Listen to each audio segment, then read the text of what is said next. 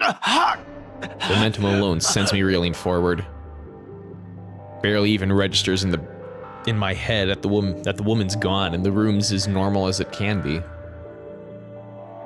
Not above the pain suddenly shooting up my side when I hit the floor. I don't even get the chance to get my bearings back when a hard enough blow to the stomach causes me to buckle down and land heavily on my knees. Gasping, I fumble wildly for my gun. Although before I'm able to turn, level it, and shoot, a hand grabs my wrist and twists it. Hard. A gasp. A grunt. A cry of pain slips from my mouth. The gun falls to the floor with a thunk. As soon as it lands, a foot kicks it out of my reach and slides uselessly under the bed. Agony suddenly explodes in my chin, jerking loose a sharp cry of pain, and stars fill the edges of my vision. The taser clipped to my belt is the next thing to go the moment I'm down.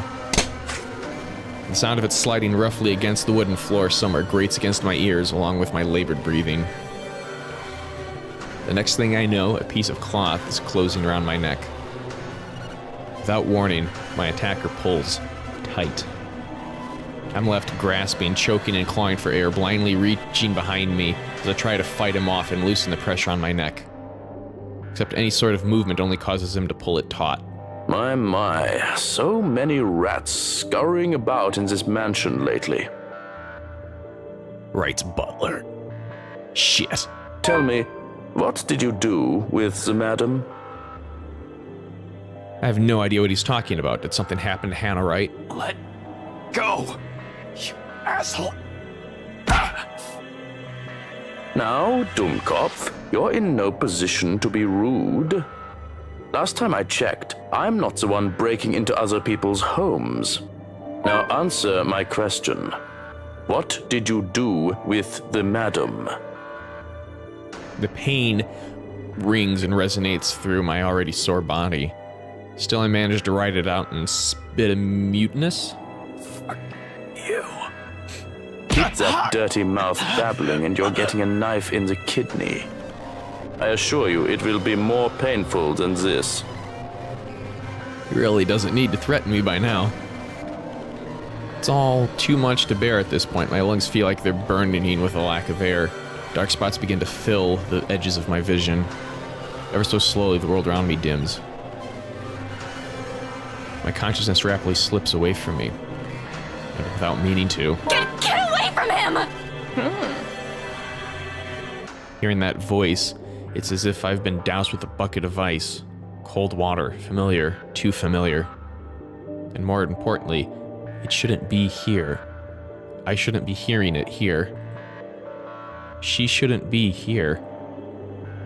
Immediately, my eyes snap open. A rolling pin. And right there, right on the attic's doorway, stands Isabella of all people. A rolling pin in one hand and a standard issue police taser on the other. My taser. She must have picked it up from where this bastard kicked it off earlier. Where else should she have gotten it? I doubt she's ever used one, even. Hell, the way she holds it tight, this guy can easily disarm her in one hit. But there's something in her. In her eyes. Although there's a look of fear in them, and her hand shakes, she keeps the weapon trained and pointed at Scumbag's lackey. Untrained or not, she does not plan to leave me here without putting up a fight, it seems. Admirable, really, but it's just not something we need right now. I need her to be away from here. I need her safe. But the chances of that happening grows slim with every laughter that slips from him. Oh, this is just getting better and better. The Bratwurst won't be pleased with the number of bodies we have to dispose of today, you know. Tell me, how many of you are there? So I can prepare the proper number of bags. Damn it. What the fuck is going on? Why is she here in the first place? Did she follow after me? Panic surges within me. She knows how bad the situation is, but did she really have to run in here and expose herself like that? Does she even know how to use a taser, for fuck's sake? More than worrying for my life, that's her concern I'm worried about. Getting strangled, dying by choking isn't part of the plan, but her following me here isn't either. This is why I prefer to do things alone. This is why I'd rather be the only one to take the consequences. I don't even want to think what this bastard might do to her after he's done with me. Though my voice comes off nearly a croak, I try to tell her as much. She has to leave. Stay far away from here and these people. Don't! Damn it, Isabella! Get out of here! Another bout of pain erupts in my sides, cutting off my words. A cry of agony bursts from my mouth. I can taste blood in my tongue as I heave, attempting to get in as much air despite the towel still coiled around my neck. Ash? You're going to lose air quickly that way, Dummkopf. Better keep it shut. Get out! Out! Out! Val! Don't be stupid! I'm not leaving you here! He laughs. Too cruel, too unforgiving. The way each note beats against my ears in spite of the warmth in them sends chill down my spine. This is a man whose hands have already been stained with blood before. He won't hesitate. I'd follow his advice if I were you, little girl. What could you possibly do with a toy? Just hand it over and be on your way. It'll probably be too difficult for a little girl like you to use. There's a moment of silence. Fuck, I can barely keep my eyes open. In the next second, though, I still don't exactly understand what's happening. Isabella shouts. Not a cry of pain. Not a yell of panic. But one that's resolute. Firm.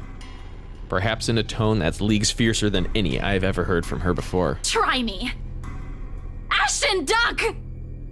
I do. Or out of instinct and desire to survive, closing my eyes before my mind can fully process what's going on. It all happens in a blur. Telltale sound of a taser being discharged resounds through the room. The air crackles. Something whizzes by, almost too close to my ear, followed by the thud of something blunt connecting solidly with another object. The next thing I know, the towel strangling me has started to loosen. I collapse on the floor, dazed and gasping for air. From my peripheral, through the haze of blood rushing and sounding, slowly filtering back, the butler buckles. He spasms once. Then without much fuss falls face first beside me, knocked unconscious by 50,000 volts of electricity and a fucking rolling pin. He'll be out for a while. I have no idea whether I should laugh or cry at that. Somewhere in front of me, my oxygen-deprived brain vaguely registers Isabella's form. She slumps on the floor, also breathing heavily. Right next to her trembling hands, both the taser and rolling pin lie useless and forgotten, while the mood in the room eases. A long, gradual process of the tension lifting. For countless seconds, we remain quiet, with only our short gasps and sighs to fill the silence, allowing the adrenaline ebb away, and both our breathing to slow. Not a true repose by any means, but simply a brief respite. There's still the curse. We're still inside the mansion, in immediate danger. We still have no idea how to fix this. Outside, the rain seems to only intensify. Lightning flashes fleetingly somewhere, white and piercing, and the sky rumbles. No rest for the wicked.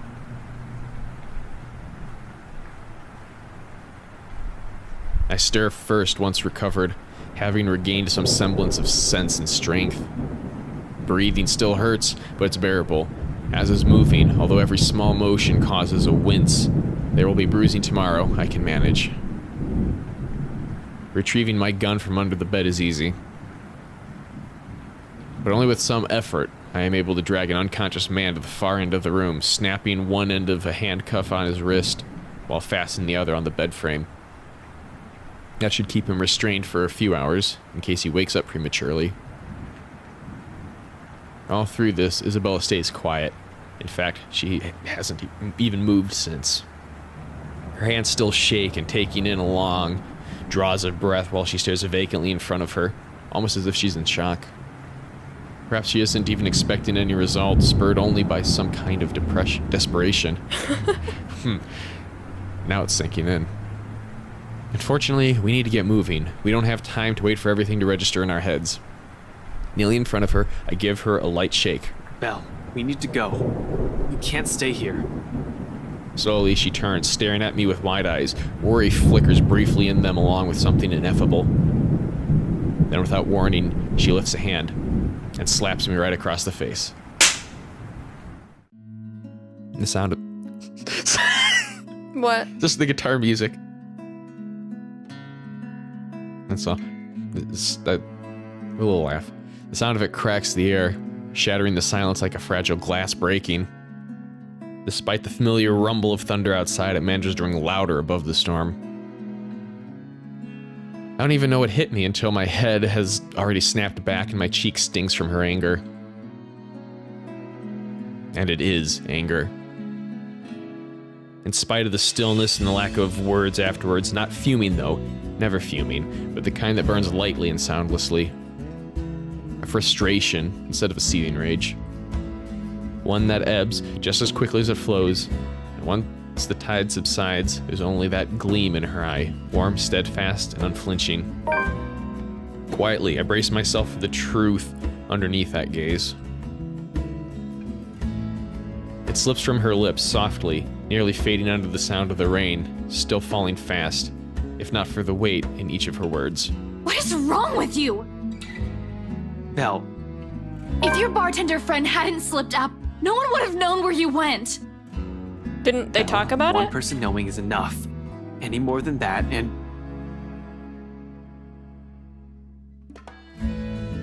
He said goodbye at the car, and so she knew he was going somewhere. Yeah, I thought she knew, because she was like, I know I can't go with you or something like that. Yeah, that's weird. Whatever. You almost died! He could have suffocated you right then and there, and you could have died. And by the time anyone ever finds out, you're already fertilizer! She trails off, drags one indrawn breath after another, a brief lull as her frustration finally gives, dissolves into something more pensive and somber. Her shoulders droop, and though her voice rises hoarse and weary in her next words, there's only certainty. You count too, you know. When I said, that night when I told you I don't want to lose anyone anymore, that includes you, alive. I'm still here, Ash. You have me. And once their meaningful roar, it does so not with force of a dam breaking or a raging storm, but with the gentle, steady warmth of a hearth burning, an ember easing slowly, lightly, rising and giving until all that's left is a truth, an understanding. Not alone. Never alone. It lingers, even as we both drift back into silence, and her words take root, because in the gratitude that swells after is another warmth blooming. Pleasant, welcoming, like finding home, like finding ourselves in a haze the squall has left, creating something fragile yet immutable in both of us. In her eyes, in the way she holds my gaze unwavering, in the way she carries herself despite sitting amidst a place she fears. In the way she keeps herself from trembling and falling apart, because fear is inconsequential and people she cares about are at risk. A change. She realizes that now, holds on to it. Another little thing, another small thing from her that may go unnoticed and pass by quietly, but will eventually amount to a lot of things.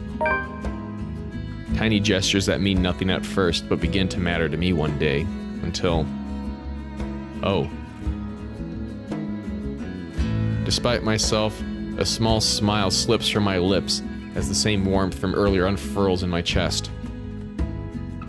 Unhurried, familiar, and bright, with all these years I've carried it, but have never given the words for it. Stop smiling like that, Ashton. I'm not done scolding you. But this time they come easy. I heard all of it. Don't worry. Are you really okay? That guy hit you a little too hard on the head. Here, let me... I reach up just as she extends a hand toward my face, catching her wrist in a light grip, drawing it closer, and folding her hand in between mine. Although her expression does shift into mild confusion, she does not pull away like I'm expecting. She simply stares at me, searching. For her to allow a gesture from me that's perhaps too close, it tells a lot how far things have already shifted in the past few years. Cradled in mine, her hand still trembles. Most of the tremors has already subsided by now, though I doubt it'll fade away this soon. Even as I trace the lines of her palm in what I hope is a comforting gesture. I'm sorry, Belle. For what? Is this about what happened tonight? You can apologize later when... No, well, this too, but it's not just about this. It's for a lot of things. For calling you clumsy, and careless, and a scatterbrain. Are you sure this isn't a concussion? You would think that, wouldn't you? Well, you don't usually apologize. Yeah, I know. I'm sorry about that too. For all the times I've teased you and made you cry. Unexpectedly, her fingers tighten around mine, our hands falling between us as something tender shifts in the air. Another exhale. Another drawn breath eases out of me, filled with every hesitation and uncertainties. But when I finally choose to break silence, it's only when I know that what will slip past my mouth is that one truth I will hold against the world. But for all those callous words, despite all those, there's nothing I don't love about you. In fact, those things, I love those. And everything. Everything that's you. For a long moment, she offers no response. Her grip on my hands merely tightens. You're just smiling. Although my heart's pounding hard against my ears, I take a chance and look up. Slightly leaning away and giving her a cautious glance, more than ready to hear her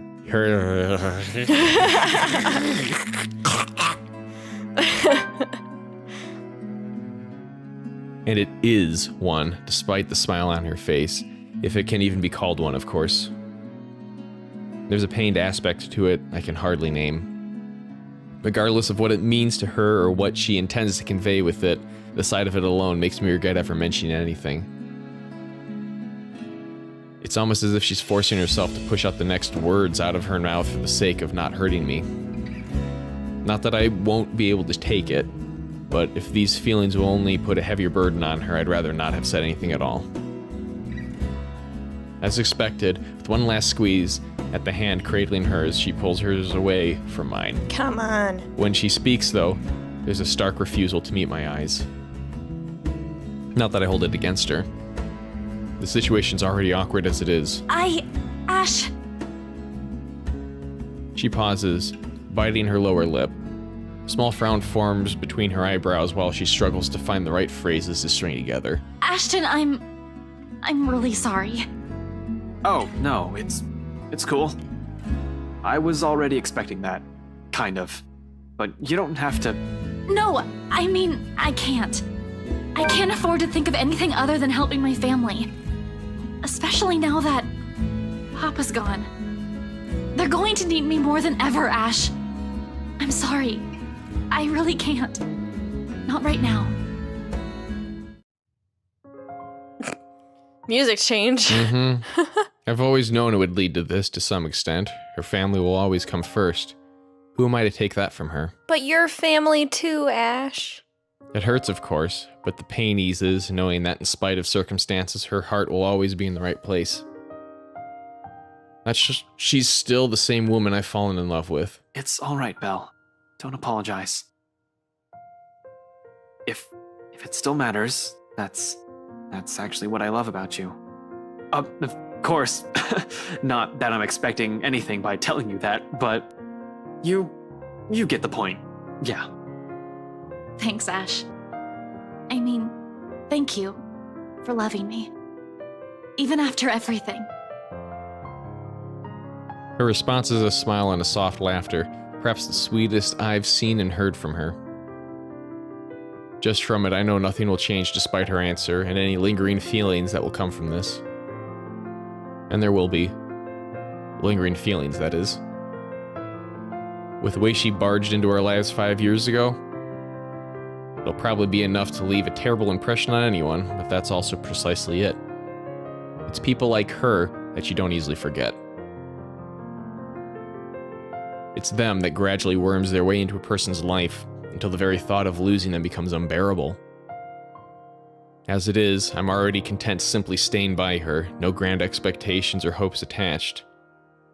Just the banter, the small smiles, and the quiet little moments that roar. I love her, but that also isn't all there is to us. I know I caused you all kinds of trouble these past few years. Hey, whoever told you I'm doing this for free?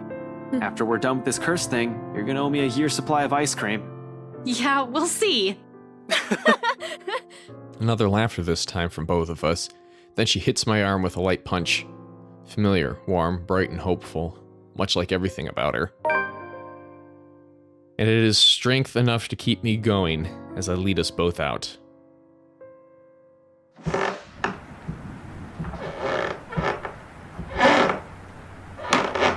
Out of the attic. The creaky stairs in the attic. Power hasn't come back. When we make our way downstairs, tricky, considering the stairs to the attic are a bit old. One misstep and anyone might end up slipping and falling. You're lucky if that's all that'll happen to you.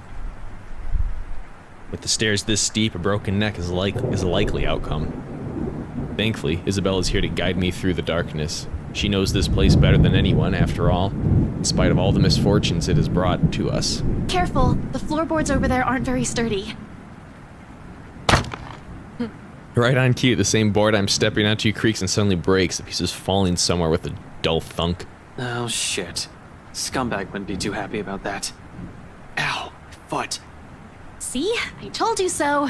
You never listen to me. They renovated the whole mansion and they can't even replace one tiny part of the house. Why don't you file a complaint to BRC then? I'm sure they'd be thrilled to hear it. You know it was such a rushed job. Outside, the winds have intensified. Even from here, I can hear the gusts battering the window in the attic. Makes you wonder why up until now, the only person I've encountered from this house is the butler. Although to some degree that makes sense, he is in charge of running the place. Where are the other servants, though? In this storm, wouldn't anyone want to stay inside? Likely assumption is they're all asleep. Or they all went to the apartment back in the city. How did Isabella get in? Very good question. Like, I doubt she went through the front door, so she must have just been following him the whole time when he left. She's just like, I'm gonna follow him. I don't know. She must have gone inside, and the butler must have, like, immediately told her for her to be able to be so close behind him, because it's like, what, a 40-minute drive from the city to... You mean to the bartender? Yeah.